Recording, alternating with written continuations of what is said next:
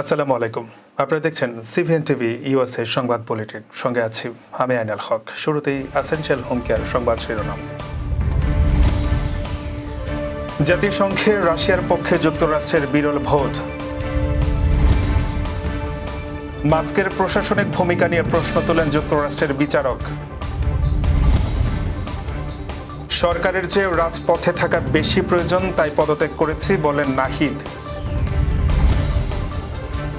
নিজেরা ভেদাভেদ সৃষ্টি না করে ঐক্যবদ্ধ থাকতে বলেন সেনাপ্রধান। এবং নির্বাচনের প্রস্তুতি নেওয়ার আহ্বান চট্টগ্রাম মহানগর স্বেচ্ছাসেবক দল নেতৃবৃন্দের। শুনছিলেন এসেনশিয়াল হোম কেয়ার সংবাদ শিরোনাম। এবার বিস্তারিত। জাতিসংঘে ইউক্রেন যুদ্ধ ইস্যুতে যুক্তরাষ্ট্রের অবস্থানে বড় পরিবর্তন এসেছে। ইউরোপীয় দেশগুলোর উত্থাপিত রাশিয়ার আগ্রাসন বিরোধী প্রস্তাবের বিপক্ষে ভোট দিয়েছে যুক্তরাষ্ট্র ও রাশিয়া, যদিও এটি 93 ভোটে পাশ হয়েছে। অন্যদিকে নিরাপত্তা পরিষদে যুক্তরাষ্ট্র নিজেই একটি প্রস্তাব আনে, যেখানে যুদ্ধ বন্ধের আহ্বান জানানো হলেও রাশিয়ার বিরুদ্ধে কোনো সমালোচনা ছিল না। এতে রাশিয়া ও যুক্তরাষ্ট্র একসঙ্গে ভোট দেয়, তবে যুক্তরাজ্য ও ফ্রান্সে ভোট দেওয়া থেকে বিরত থাকে। এই অবস্থান ট্রাম্প প্রশাসনের কূটনৈতিক নীতির পরিবর্তনের ইঙ্গিত দিচ্ছে। ইউরোপীয় মিত্ররা এতে অসন্তোষ প্রকাশ করেছে, কারণ এটি রাশিয়ার প্রতি নরম মনোভাবের ইঙ্গিত বলে মনে করা হচ্ছে। বিশ্লেষকদের মতে এই পরিবর্তন ইউক্রেন যুদ্ধের ভবিষ্যৎ নির্ধারণে গুরুত্বপূর্ণ ভূমিকা রাখতে পারে। ইলন মাস্কের নেতৃত্বে পরিচালিত যুক্তরাষ্ট্র সরকারের ব্যয় সংকোচনের কার্যক্রমের সাংবিধানিক বৈধতা নিয়ে উদ্বেগ প্রকাশ করেছেন ওয়াশিংটনের ফেডারেল বিচারক কলিন কলার কোটলে। সোমবার এক আদেশে তিনি জানান, মাস্কের ডিপার্টমেন্ট অফ ইফিসিয়েন্সি ডিওজিই প্রশাসনিক কাঠামো অনুযায়ী পরিচালিত হচ্ছে কিনা তা নিয়ে তিনি সন্দিহান। শুনানিতে সরকারি কৌঁসুলি জানান, মাস্ক এই সংস্থার প্রশাসক বা কর্মী নন, তবে প্রেসিডেন্ট ট্রাম্পের ঘনিষ্ঠ উপদেষ্টা হিসেবে কাজ করছেন। বিচারক প্রশ্ন তোলেন, তাহলে তিনি কিভাবে সরকারি কার্যক্রমে সম্পৃক্ত? সংবিধান অনুযায়ী ফেডারেল সংস্থার প্রধানদের প্রেসিডেন্ট মনোনয়ন দেন এবং সিনেট তা অনুমোদন করে, কিন্তু মাস্কের ক্ষেত্রে তা হয়নি বলে আশঙ্কা প্রকাশ করেন বিচারক। এরই মধ্যে দুটি শ্রমিক ইউনিয়ন ট্রেজারি বিভাগের নথিতে মাস্কের দলের প্রবেশাধিকার বন্ধে আদালতে মামলা করেছে। এই নিয়ে আদালতের চূড়ান্ত রায় ট্রাম্প প্রশাসনের ব্যয় সংকোচন নীতিকে বড় আইনি চ্যালেঞ্জের মুখে ফেলতে পারে। সরকারে থাকার চেয়ে রাজপথে থাকা বেশি প্রয়োজন, তাই পদত্যাগ করেছেন বলে মন্তব্য করেছেন সদ্য পদত্যাগ করা অন্তর্বর্তী সরকারের তথ্য উপদেষ্টা নাহিদ ইসলাম। মঙ্গলবার দুপুরে প্রধান উপদেষ্টার বাসভবন যমুনার সামনে এক সংবাদ সম্মেলনে তিনি এ মন্তব্য করেন।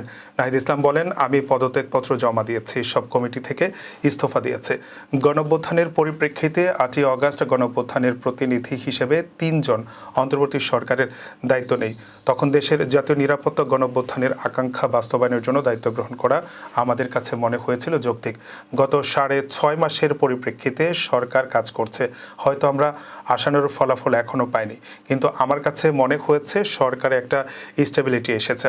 তিনি আরও বলেন, ব্যক্তিগতভাবে মনে করি সরকারের বাইরে দেশের যে পরিস্থিতি, সেই পরিস্থিতিতে একটি রাজনৈতিক শক্তি উত্থানের জন্য আমার রাজপথে থাকা প্রয়োজন, ছাত্র জনতার কাতারে থাকা প্রয়োজন। গত কয়েকদিন ধরেই গুঞ্জন চলছিল নাহিদ ইসলামের নেতৃত্বে নতুন রাজনৈতিক দল আসছে। উপদেষ্টা নাহিদ ইসলামও বেশ কয়েকবার জানিয়েছিলেন পদত্যাগ করেই তিনি নতুন দলে যোগ দেবেন। আজকে তার পদত্যাগের মধ্য দিয়ে সেই পথ অনেকটা সুগম হলো। আগামী শুক্রবার ছাত্রদের পক্ষ থেকে নতুন রাজনৈতিক দল আত্মপ্রকাশের ঘোষণা দেওয়া হবে। সেনাবাহিনী প্রধান জেনারেল ওয়াকারুজ্জামান বলেছেন, আমরা নিজেরা ভেদাভেদ সৃষ্টি না করে আমরা নিজেরা ঐক্যবদ্ধ থাকি। আমাদের মধ্যে যদি কোনো সমস্যা থেকে থাকে, কোনো ব্যত্যয় থেকে থাকে, সেটা আমরা আলোচনার মাধ্যমে সমাধান করব। মঙ্গলবার দুপুরে 2009 সালে পিলখানায় সংঘটিত নির্মম হত্যাকাণ্ডে শাহাদাত বরণকারী শহীদ অফিসারদের স্মরণে রাজধানীর রাওয়া ক্লাবে আয়োজিত এক বিশেষ অনুষ্ঠানে তিনি এই কথা বলেন। জেনারেল ওয়াকারুজ্জামান বলেন, আমরা নিজেরা ভেদাভেদ সৃষ্টি না করি, আমরা নিজেরা ঐক্যবদ্ধ থাকি। আমাদের মধ্যে যদি কোনো সমস্যা থেকে থাকে, কোনো ব্যত্যয় থেকে থাকে, সেটা আমরা আলোচনার মাধ্যমে সমাধান করব। এটার জন্য ডানে বামে দৌড়িয়ে কোনো লাভ হবে না, নিজের ক্ষতি ছাড়া কোনো লাভ হবে না। আমি আপনাদের এই জিনিসটা নিশ্চিত করে দিচ্ছি। তিনি বলেন, কিছু কিছু সদস্যের দাবি তারা 2009 সাল থেকে আজ পর্যন্ত শাস্তি পেয়েছে। কেউ কেউ দাবি করছেন তারা অযাচিতভাবে শাস্তি পেয়েছেন। এটার জন্য আমি একটা বোর্ড করে দিয়েছি। একজন লেফটেন্যান্ট জেনারেল এই বোর্ডের সদস্য। প্রথম ধাপে 51 জন সদস্যের ব্যাপারে আমার কাছে রিকমেন্ডেশন নিয়ে এসেছে। রিকমেন্ডেশনের অধিকাংশ আমি গ্রহণ করেছি এবং আরও বেশি আমি দিয়েছি। নৌবাহিনী এবং বিমান বাহিনীও তাদের এই কার্যক্রম পরিচালনা করছে। যদি কেউ অপরাধ করে থাকে সেটার জন্য ছাড় হবে না, বিন্দুমাত্র ছাড় নেই। এটি একটি ডিসিপ্লিন ফোর্সকে ডিসিপ্লিন থাকতে দেন। দলকে সুসংগঠিত ও শক্তিশালী করে সবাইকে ঐক্যবদ্ধভাবে নির্বাচনের প্রস্তুতি নেওয়ার আহ্বান জানিয়েছেন চট্টগ্রাম নগর স্বেচ্ছাসেবক দলের নেতারা। সোমবার বিকেলে নগরীর বাকলিয়ায় চট্টগ্রাম মহানগর 19 নং ওয়ার্ড স্বেচ্ছাসেবক দলের আয়োজিত কর্মী সভায় এই আহ্বান জানান তারা। এতে প্রধান অতিথি ছিলেন চট্টগ্রাম মহানগর স্বেচ্ছাসেবক দলের নবনির্বাচিত আহ্বায়ক বেলায়েত হোসেন বুলু। প্রধান বক্তা ছিলেন সদস্য সচিব ইঞ্জিনিয়ার জমির উদ্দিন নাহিদ। বাকলিয়া থানার স্বেচ্ছাসেবক দলের আহ্বায়ক মোহাম্মদ দুলাল মিয়ার সভাপতিত্বে সদস্য সচিব শামীম আহমেদের সঞ্চালনায় কর্মী সভায় নগরীর বিভিন্ন ওয়ার্ডের স্বেচ্ছাসেবক দলের নেতাকর্মীরা মিছিল নিয়ে সভাস্থলে আসেন। এ সময় বক্তারা তারেক রহমানকে মিথ্যা মামলা থেকে অব্যাহতি দিয়ে দেশের মাটিতে ফিরিয়ে আনার জোর দাবি জানান। এবারে কর্ণফুলী ইনকাম ট্যাক্স সংবাদ শিরোনাম। আটলান্টিক সিটির স্কুল জেলার আন্তর্জাতিক মাতৃভাষা দিবস উদযাপন। আবার স্বাগত সিবিএন টিভি ইউএসএ সংবাদ বুলেটিনে। শুনছিলেন কর্ণফুলী ইনকাম ট্যাক্স সংবাদ শিরোনাম। এবারে বিস্তারিত। যুক্তরাষ্ট্রের নিউ জার্সি রাজ্যের আটলান্টিক সিটিতে সিটির স্কুল জেলার উদ্যোগে আন্তর্জাতিক মাতৃভাষা দিবস পালিত হয়েছে। এ উপলক্ষে 21 ফেব্রুয়ারি সকালে আটলান্টিক সিটি হাই স্কুলে আন্তর্জাতিক মাতৃভাষা দিবস শীর্ষক আলোচনা সভা, গদ্যপাঠ, সঙ্গীত, কবিতা আবৃত্তি ও প্রামাণ্যচিত্র প্রদর্শনীর আয়োজন করা হয়।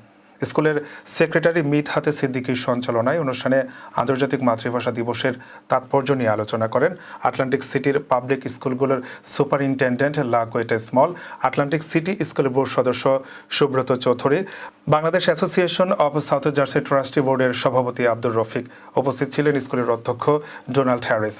অনুষ্ঠানে লাকোয়েটা স্মল 1952 সালের ভাষা আন্দোলনের শহীদদের প্রতি শ্রদ্ধা জানিয়ে বলেন, স্কুল জেলায় বহুজাতিক সমাজ ব্যবস্থায় বিভিন্ন ভাষাভাষীর ছাত্রছাত্রীদের মধ্যে মাতৃভাষার প্রতি তাদের আগ্রহ ও তা অন্তরে ধারণ ও লালন করে বেড়ে ওঠার লক্ষ্যে আমার এই প্রয়াস। অনুষ্ঠানে স্কুলের বিভিন্ন ভাষাভাষীর ছাত্রছাত্রী ও শিক্ষকরা তাদের নিজ নিজ মাতৃভাষায় গদ্য পদ্য পাঠ করেন।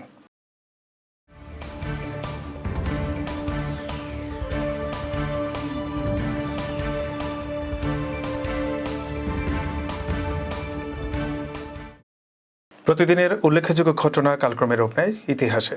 চলুন এক নজরে দেখে নেওয়া যাক আজকের দিনে ঘটে যাওয়া উল্লেখযোগ্য কিছু ঘটনা।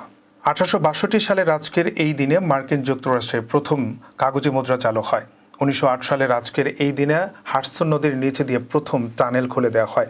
1932 সালের আজকের এই দিনে অ্যাডলফ হিটলার জার্মানের নাগরিকত্ব লাভ করেন।